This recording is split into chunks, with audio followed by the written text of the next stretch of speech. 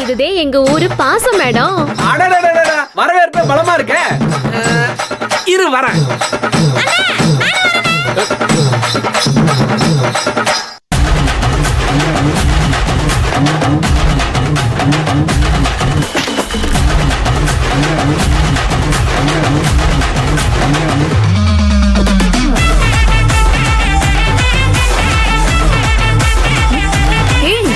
இங்க பாருடி.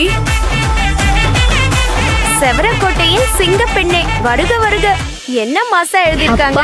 வரவேற்பெல்லாம் பலமா இருக்கு. லில்லி புட்டு மாதிரி குட்டி பசங்களா இருந்துட்டு என்னமா யோசிக்கிறாங்க.